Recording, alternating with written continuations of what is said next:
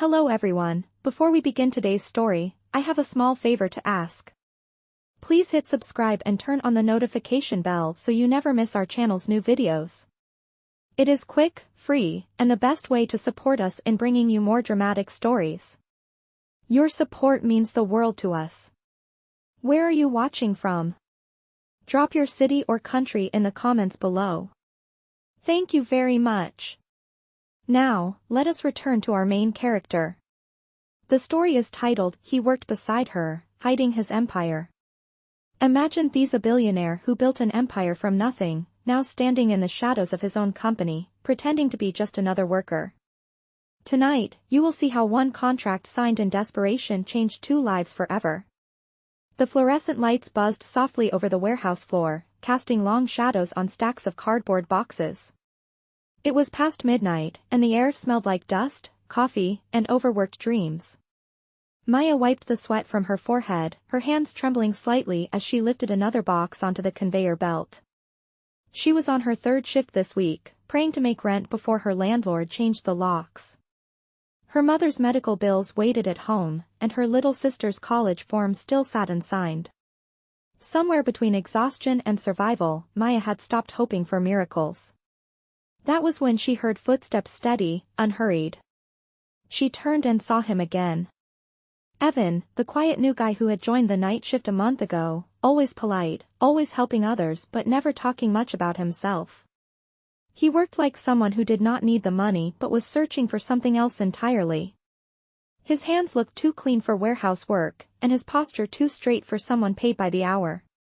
She had often wondered what his story was, but in this place, no one asked. You do not talk much, do you? Maya teased softly, adjusting her gloves. Evan glanced at her, a faint smile flickering. I listen better than I talk, he said. There was something in his voice low, calm, like someone used to giving orders rather than taking them. But Maya was too tired to notice. She simply smiled and went back to her boxes. Hours later, when the night grew colder and the warehouse emptied out, she saw him standing alone by the loading dock, staring at the rain beyond the half-open door. She almost called out but stopped herself. Everyone here had their own worries. Hers were just louder tonight. The next morning, her world collapsed. A notice from management, positions reduced. Report to HR. Maya's hands shook as she read the letter. She had lost her job. By evening, she was sitting at a bus stop with her cardboard box of belongings, the same smell of dust clinging to her clothes. That was when Evan appeared again, only this time, he was not in a warehouse uniform. His dark suit caught the streetlight, his voice suddenly formal. Maya, I need to speak with you. She blinked in confusion. What are you doing here? He took a deep breath. There is something you do not know about me. My name is Evan Cole. I am the founder of Colmart. Maya stared, her mind refusing to connect the man from the warehouse with the name she had seen on every paycheck.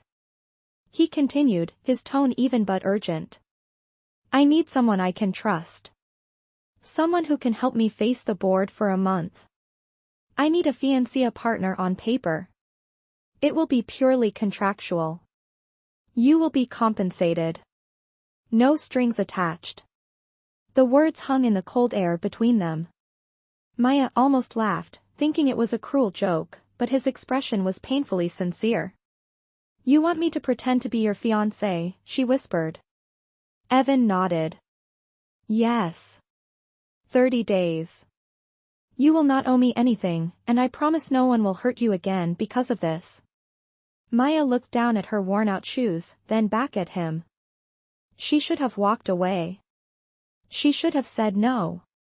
But when your world has already collapsed, even an impossible offer can sound like mercy. She finally spoke, her voice barely above a whisper. All right, Mr. Cole. You have got yourself a fake fiancé. Evan's shoulders relaxed just a little. Then it is settled, he said quietly. Starting tonight, we both play our parts. Neither of them knew that behind this paper-thin contract, real hearts were about to collide and nothing would ever be the same again. The next morning, the city woke up under a pale sunrise that seemed almost too bright for how heavy Maya's heart felt. She stood in front of the mirror in her small apartment, still trying to believe what had happened the night before. A billionaire had asked her, a laid-off warehouse worker, to pretend to be his fiancée. It sounded like a movie script, something that could never happen to a girl who counted every dollar in her wallet. Yet, the embossed business card on her kitchen table was real. Evan Cole, founder and CEO of Colmart. She traced the letters with her fingertip as if the truth might change if she blinked hard enough. The knock on her door came right on time. Evan stood there, perfectly composed in a tailored suit, his hair slicked back, his eyes calm but distant. "Good morning, Maya," he said softly. "I assume you had time to think." She nodded, though her stomach twisted in knots. "I did. And I still do not understand why me." Evan stepped inside, closing the door gently behind him. "Because you are the only one who saw me as a person when everyone else saw a name." He placed a folder on the counter. "This is our agreement. Read it carefully before signing." Maya hesitated before opening it. Inside were neatly typed pages outlining every detail. Clause 1: The engagement is purely contractual and valid for 30 calendar days. Clause 2: Public appearances at 5 scheduled events are mandatory. Clause 3: No personal interference in each other's private lives. Clause 4: Payment to be deposited in full upon contract completion. The final clause stopped her cold. Clause 5: Either party may terminate the arrangement if emotional involvement compromises the agreement. Maya's throat tightened. "You actually wrote a rule against falling in love?" Evan's gaze did not waver. "I wrote a rule to protect us both." She exhaled slowly. "You make it sound like emotions are something you can turn off." "Sometimes they need to be," he replied quietly. For a moment, silence filled the room except for the soft ticking of the wall clock. Maya signed, her hand shaking slightly. He reached for the document and looked at her signature, then met her eyes. "You will move into the penthouse tonight. The first event is tomorrow." She blinked. "Penthouse? I am not exactly the diamond and silk type." He allowed himself a faint smile. "That is exactly why they will believe us. You are real." Later that evening, Maya arrived at a building that touched the clouds. The Cole Tower stood like a monument of glass and light, its entrance guarded by marble columns and security men in black suits. Inside, the air smelled like polished wood and quiet money. The elevator ride to the top felt endless. When the doors opened, she stepped into a space larger than her entire apartment building. Floor-to-ceiling windows revealed the glittering skyline of New York. "Welcome home," Evan said, his tone polite but not warm. A personal assistant appeared, introducing herself as Laura. "Miss Rivera, we have scheduled fittings and etiquette sessions before tomorrow's engagement dinner." Maya blinked. "Etiquette sessions?" "It is standard," Evan replied. "You will need to know how to walk, talk, and eat like someone who belongs in this world." She almost laughed, but the look on his face told her he was serious. "Do not worry," he added. "You will do fine." For the next few hours, she was measured, styled, and instructed by professionals who treated her like a fragile sculpture. Each compliment felt like another reminder that she did not belong here. When they left, she wandered into the massive living room where Evan stood by the window, looking out over the city. "You must really trust me," she said softly. "A fake fiancé could ruin everything." He turned to her, his expression unreadable. "Trust has nothing to do with this. I just need the truth standing beside me." She frowned. "The truth?" "Someone who is not trying to impress me," he said, his voice dropping lower. "Do you think I do not know what people say about me? Ruthless. Cold. Arrogant. They see the company, not the man."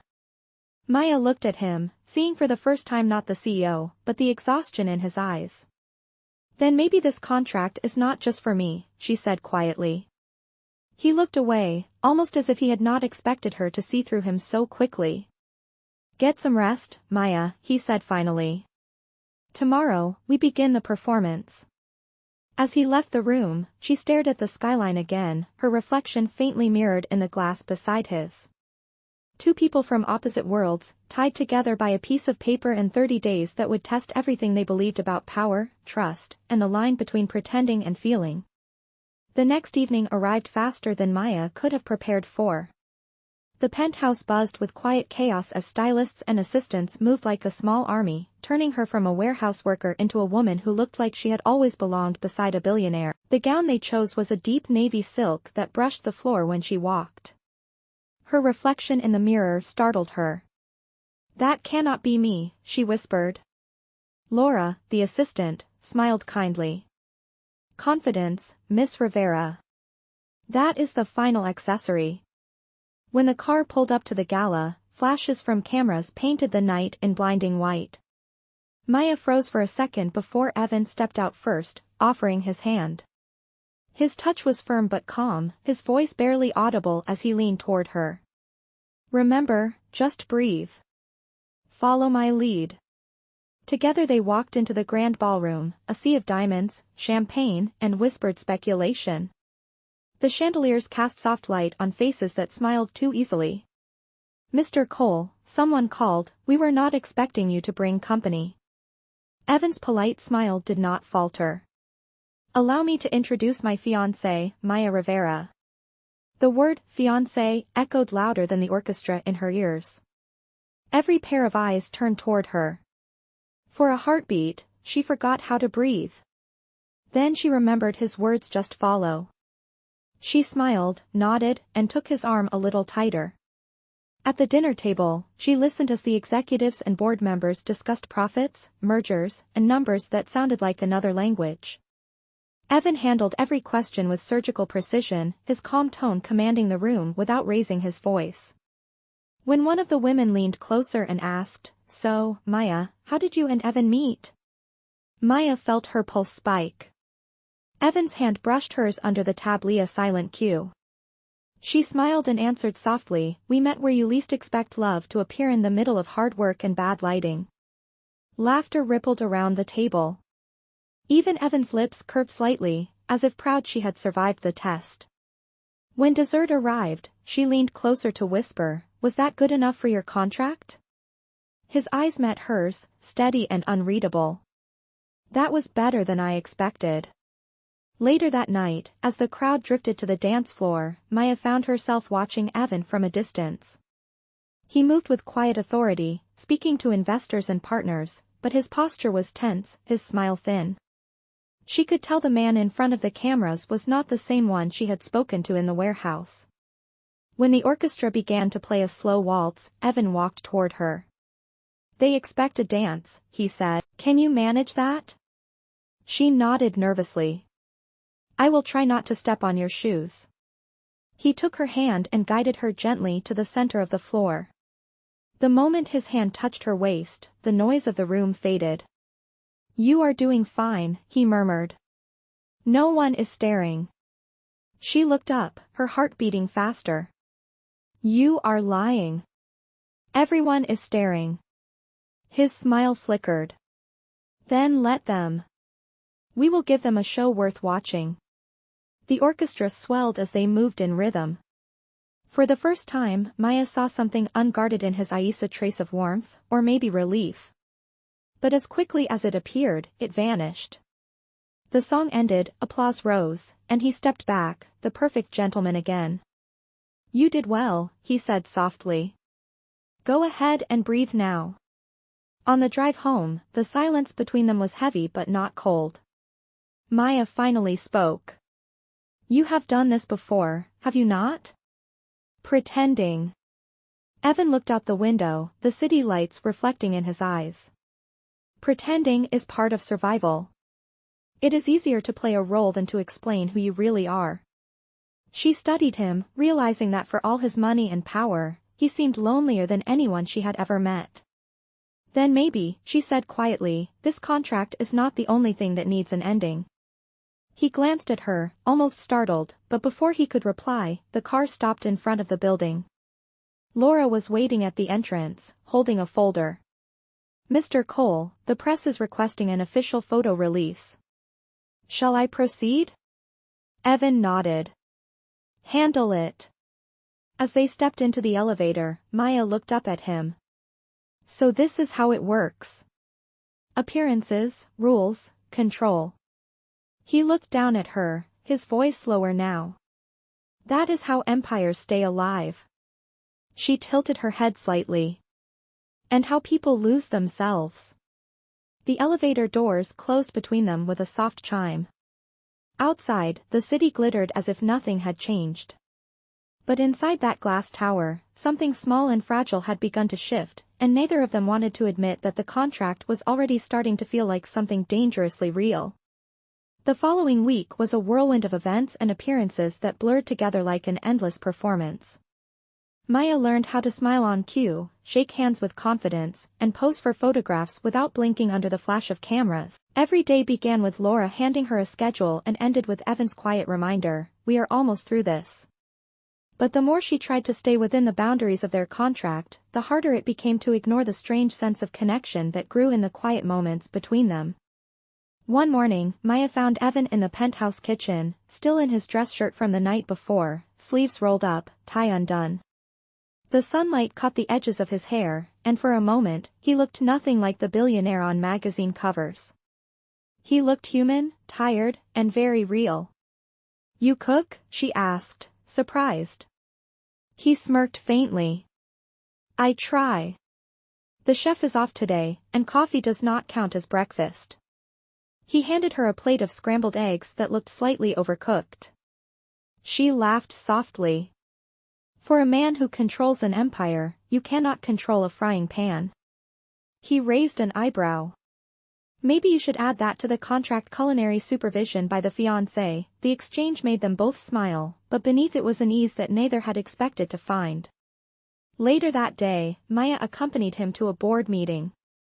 Her role was simple: sit beside him, smile, say nothing. But during the presentation, she noticed one of the senior executives, Mr. Warren, speaking with thinly veiled hostility. "Mr. Cole," he said, "some of us are concerned that your personal life is distracting you from the company's focus. A fake engagement might please the media, but it does not inspire investor confidence." The room grew tense. Evan's jaw tightened, but before he could respond, Maya spoke softly, her voice calm but firm.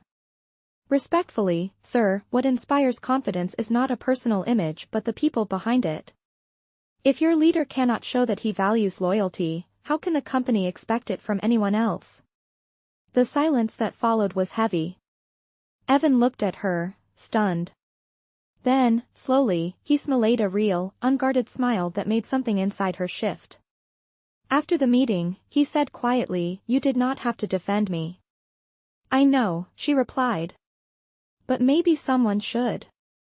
That night, as rain tapped gently against the glass walls of the penthouse, Maya sat on the balcony with a blanket wrapped around her shoulders. Evan joined her, holding 2 mugs of tea. "I have not sat out here in years," he admitted. "Always too busy chasing the next deal." She looked at him. "Do you ever stop?" He hesitated before answering. "Stopping means thinking. And thinking means remembering." His eyes drifted toward the skyline, the weight of old regrets flickering behind them. "I lost my father young," he said quietly. "He built the first Colmart store by hand. When he passed, I swore I would never let it fall. But somewhere along the way, I forgot what it was like to care about people instead of profits." Maya's voice softened. "Maybe you are remembering now." He turned to her, studying her face. The rain reflected tiny lights in her eyes. "You are dangerous," he said quietly. "You make me forget that this is supposed to be an act." She smiled faintly. "Maybe that means it is working." Their eyes held for a moment too long before he looked away, clearing his throat. "We should go inside. The contract does not cover colds." She laughed, the sound light against the storm. As they walked back inside, she noticed a framed photograph on the shelf. Evan as a young man beside a small storefront, his father's arm around his shoulders. She touched the frame gently. "He would be proud of you." Evan's expression softened, and for the first time, the distance between them felt smaller than ever. But as much as warmth filled the room, the clock on the wall kept ticking toward the end of their 30 days. The line between truth and performance was blurring, and both of them knew it. In a city built on contracts and control, neither of them expected that the most dangerous part of their deal would be the feelings they could no longer hide. By the end of the second week, Maya had begun to understand how much of Evan's life existed behind closed doors. The world saw a man of power, control, and wealth, but within the glass walls of the penthouse, he carried a silence that weighed more than any fortune. Their days were filled with meetings, photo sessions, and dinners where every smile was rehearsed. Yet, at night, when the cameras were gone and the lights dimmed, the man who remained beside her was someone different, quieter, human, almost fragile. One night, she found him sitting alone in the study, the city lights painting thin lines across his face. "You did not come to dinner," she said softly, stepping closer. He looked up, exhaustion etched in his eyes. "I had too many calls to return. The board is circling like sharks again. They think this engagement is a distraction." She crossed her arms. "And is it?" He exhaled, a bitter laugh escaping. "Maybe it is the only thing keeping me sane." He closed his laptop and leaned back in the chair. "You know, I used to think success would fix everything: loss, loneliness, the emptiness. But the higher you climb, the quieter it gets. No one dares tell you the truth anymore." Maya hesitated before replying. "That is because people mistake fear for respect." Her words lingered in the air, and for the first time, he looked at her not as his fake fiancée, not as an employee, but as someone who saw him clearly. "You always know what to say," he murmured. "That is dangerous in my world." "Then maybe your world needs danger," she said softly. Their eyes met, and something unspoken passed between them, something fragile, real, and terrifying. The next day, they attended a charity luncheon hosted by one of Evan's investors. The event was filled with polished smiles and conversations that revolved around numbers and reputation. Evan stood beside her, his hand resting lightly on her back as they greeted guests. For the first time, the touch did not feel like part of an act. When a group of journalists approached, one asked, "Mr. Cole, you and Miss Rivera look very comfortable together. How did you know she was the one?" Evan paused. It was a simple question, one he could have answered with a line from their rehearsed story. But instead, he looked at Maya, his voice lower than usual. "Because she reminds me that honesty still exists." The crowd chuckled politely, assuming it was part of the performance, but Maya felt the tremor in his hand. That night, after the event, she returned to her room, unable to sleep. Every time she closed her eyes, she replayed his words. Honesty still exists. She turned over in bed, staring at the ceiling, wondering what it meant when a lie began to sound like the truth. The following morning, she woke early and found Evan already in the kitchen, a rare sight without his usual armor of control. "You barely slept," he said quietly, noticing her. "Neither did you," she replied. He smiled faintly. "You are learning to read me too well." She looked at him, serious now. "Evan, what happens when this contract ends?" The question hung heavy between them. He hesitated before answering. "We both go back to our lives." "And what if the lines have already blurred?" He met her gaze, something raw flickering in his eyes. "Then we pretend they have not." She nodded slowly, though her heart sank.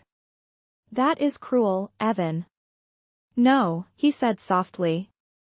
"That is business."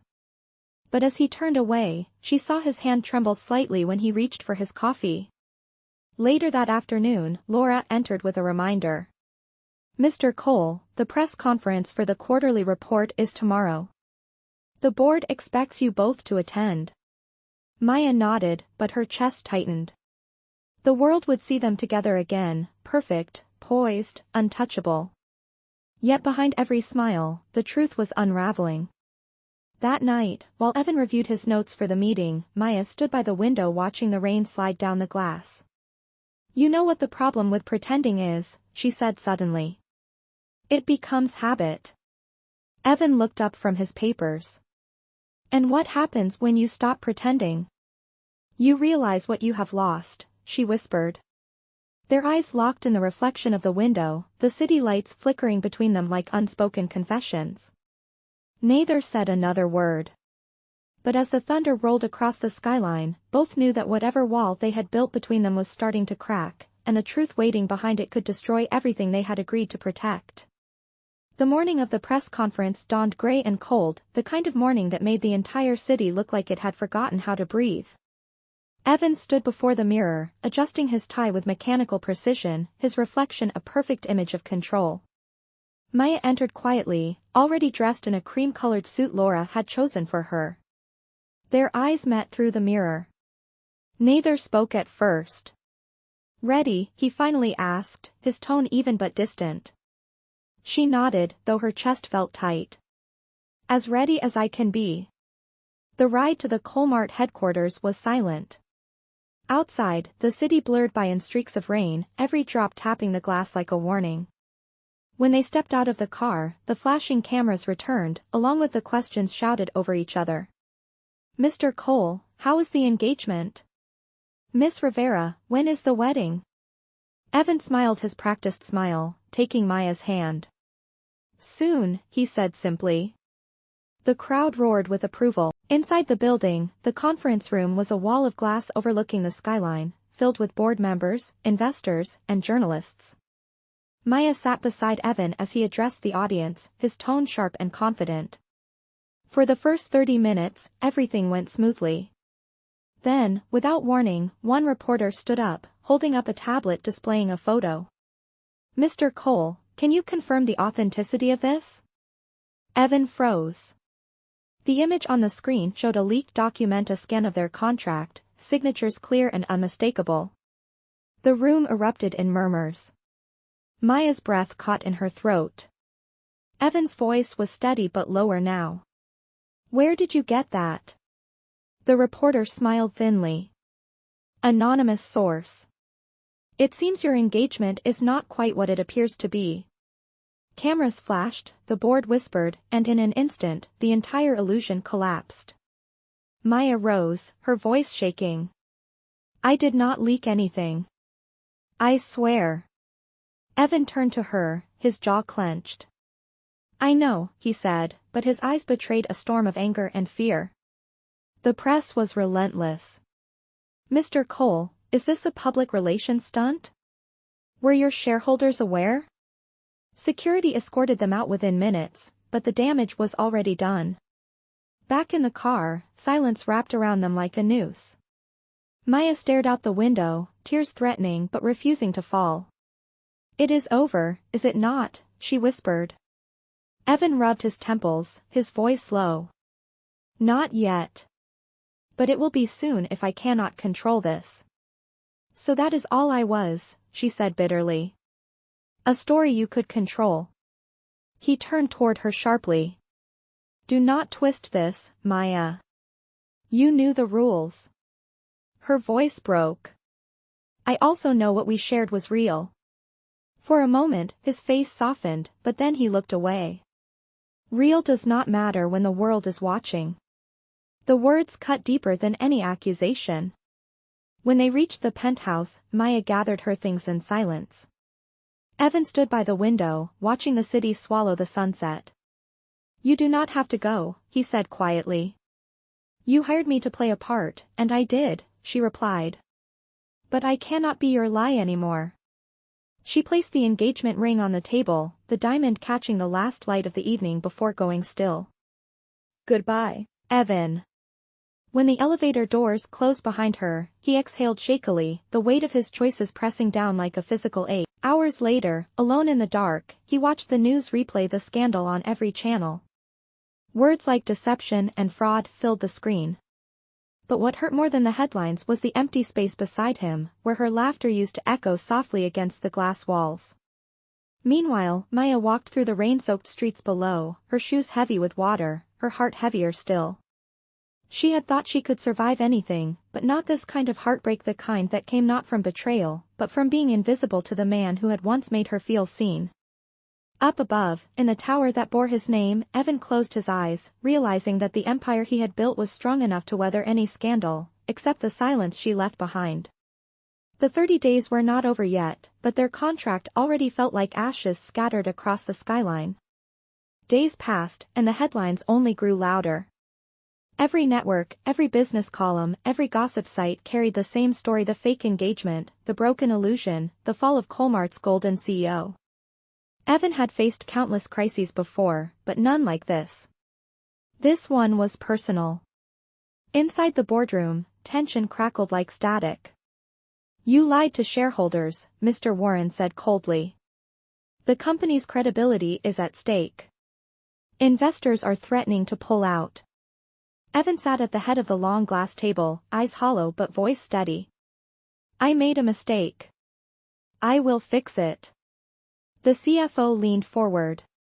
"Fix it? You have turned your personal life into a circus. The only way to save the brand is to distance yourself from her immediately." Evan's hands tightened into fists beneath the table. "Her name is Maya," he said, his tone sharp enough to silence the room. "And this company was built on my decisions. It will stand by one more." The meeting ended in tense silence, but he knew the war had only begun. That night, he returned to the penthouse that now felt too large, too quiet. The scent of her perfume still lingered faintly in the hallway, haunting him like a ghost he had invited and then lost. On the kitchen counter lay the ring she had left behind, small and cold, its diamond catching the city lights.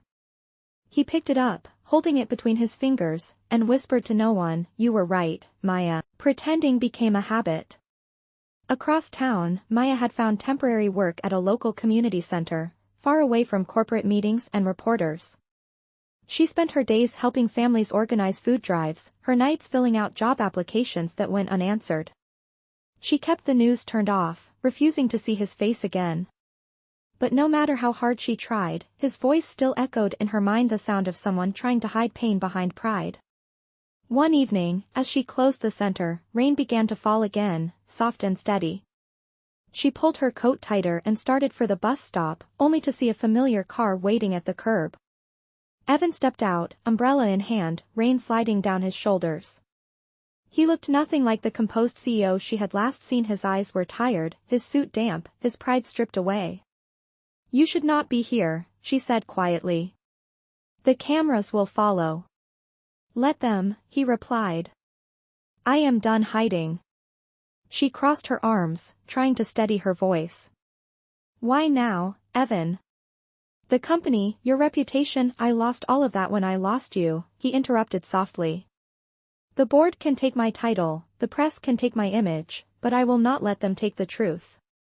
She hesitated, torn between anger and something deeper. "And what is the truth?" He stepped closer, his voice breaking for the first time. "That I was a coward. I built walls so high even you could not reach me. But you made me remember what my father built this company for: people, not power. You did that, Maya." She shook her head, fighting tears. "Words will not fix what is broken." "No," he said, holding out the ring. "But actions might. Tomorrow, I am holding a press conference. I am going to tell the truth about everything: the contract, the lie, and the woman who taught me what honesty really means." Maya stared at him, speechless. "You would ruin your career for that?" He smiled faintly. "I would rebuild my life for it." For a long moment, neither spoke, the rain falling softly around them. Then, without a word, she took the umbrella from his hand and held it over both of them. It was not forgiveness yet, but it was not rejection either. It was a beginning, a fragile one, born in the quiet honesty that no contract could ever define.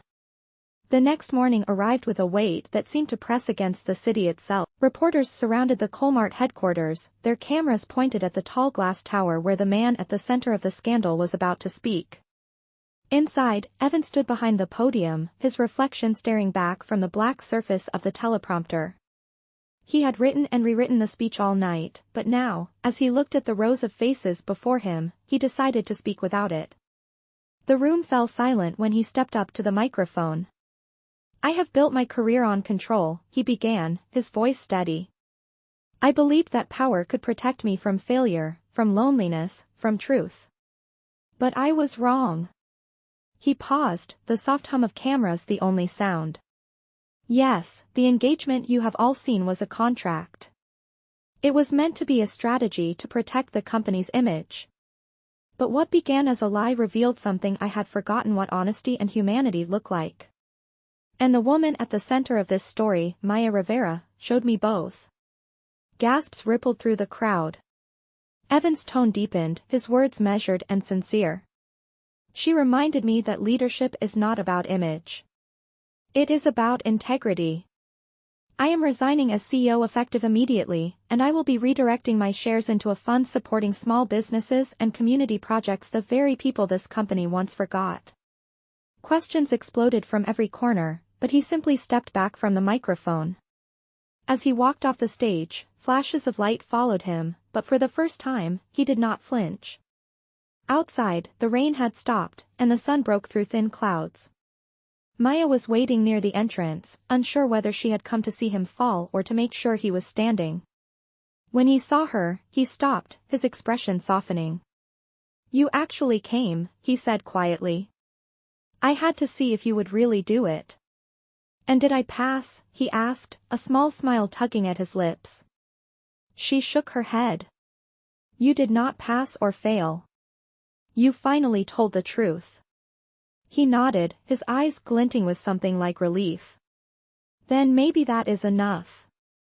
They walked together down the marble steps, surrounded by murmurs and camera flashes, but this time he did not care. "I meant what I said about the fund," he told her. "I want you to run it with me. You know what this city needs better than I ever did." She looked at him in disbelief. "You would trust me with that? You were the only one I ever should have trusted." She hesitated, torn between the safety of walking away and the risk of believing him again. "You are asking for a lot, Evan." "No," he said softly. "I am asking for a chance." He pulled a folded paper from his coat pocket, the same contract they had signed weeks ago. The ink was smudged from his hands, the corners worn. "This was built on fear," he said, holding it out. "Let us build something new on honesty." He took out a lighter, the flame flickering in the breeze. "If you agree, we burn it together." Maya looked at the paper, then at him. Slowly, she reached out and placed her hand over his. Together, they watched as the flame caught, curling the pages into black ash that drifted upward into the sunlight.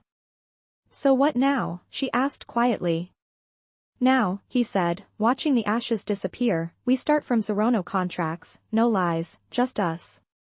For the first time, she smiled, not the practiced smile for cameras, but a real one, fragile yet full of hope. Around them, the noise of the world carried on, but in that moment, neither of them heard anything but the sound of something ending and something far more real beginning.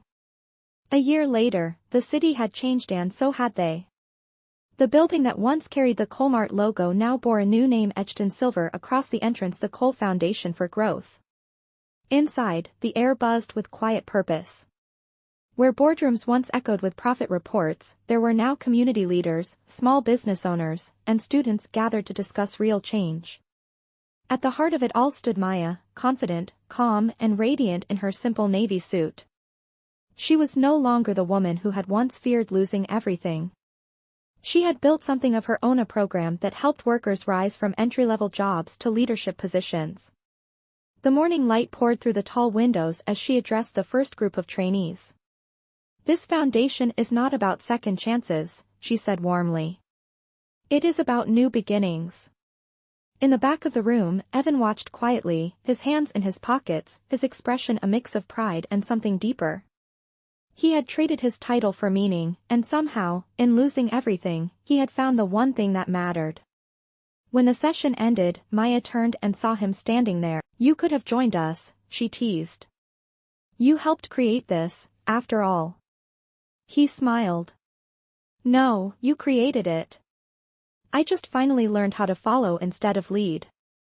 They walked together through the bright atrium where a framed photograph hung on the wall, the two of them from that first charity event, frozen in time, their smiles tentative and uncertain. Beneath it, a brass plaque read, "From contracts to commitment, a foundation built on truth." Maya stopped to read it, her eyes softening. You know, she said, a year ago, I thought you were the coldest man I had ever met. I was, he admitted. Until someone showed me that leadership is not about control. It is about compassion. She looked at him, her expression tender. And love? He reached into his coat pocket and pulled out a small velvet box. That too. Her breath caught as he opened Ida's simple gold band, no diamonds, no extravagance, just a promise engraved inside with the words "equal hearts." We started with a contract, he said quietly. Let us end it with a vow. She smiled, tears glinting in her eyes. You already know my answer. He slipped the ring onto her finger, and for a moment, the world outside seemed to fade away, the noise, the headlines, the weight of the past, all replaced by the quiet certainty of what they had built together. Later, as they stood on the terrace overlooking the city, the same skyline that had once been their battlefield, the wind carried the sound of laughter from the streets below. Do you ever miss it? She asked. The boardrooms, the titles, the empire? He shook his head. No. This is the empire I want. She leaned against him, her head resting on his shoulder. So this is what truth feels like, she whispered. He smiled, watching the sunlight reflect off the ring on her hand. Yes, he said softly. No contracts. No lies. Just us. The camera would have faded there if it were a story on screen, the city shining behind them, two people who had once met in the ruins of deception now standing in the quiet light of something real. But this was not a story anymore. This was their life, their new beginning, built not on wealth or image, but on the simplest, strongest promise of all honesty and love.